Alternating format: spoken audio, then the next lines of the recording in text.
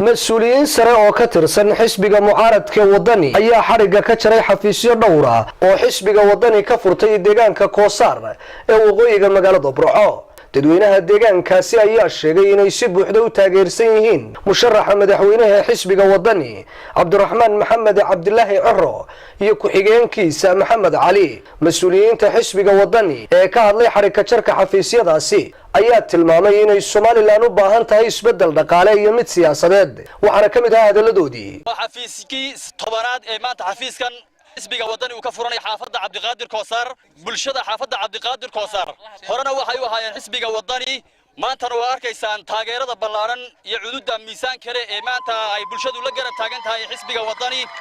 waa xafiis ay ku midaysan yihiin beerweynta Gabooye Koosar anigoo gurigan ka sameeyay waxaan ku soo dhaweynayaa wadani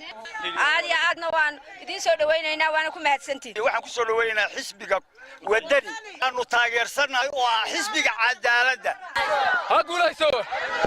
kulmiye maanta waa aragtaan waxa laale wuxuu noo qabanaya ma jirto sixir bararku halka maraayo miyaad aragtaan kulmiye ka hadlaya wax weeye dalkan midnaba la jecel kama qabo waxa uu muuqato hamuun kursiga ay u qabaan xisbiga ugu tashateen ayaa xisbiguna idinku tashan doonaa guushana waynu gaari doonaa garabka haweenka Cabdiqaadir Koosar waxaan ahay gudoomiyihiisa waxaan soo dhaweynayaa madaxda sharafta leh xaad baan furnay 25keedii ilaa yoomal haadaana waanu shaqeynaa annagu hadaan nahay xaafadan waxaanu hiil iyo hooba la garab taaganahay madaxweynaha mustaqbalka Cabdiraxmaan Maxamed Cabdilaahi Ciro waraabe ayaa bariga wadada waxa soo qaaday kiisi waa soo qaaday in badan baa la siday marba meel baa la isla tagaa markaas la xaqaanu ku dhignaa garan maayay silsida beesha Gabooye gurigan furatay aad iyo aad baan u soo dhaweynaynaa insha Allah degmada Cabdiqaadir Koosar inay noqoto mid caalamka la jaan qaaday علي داير محمد بوس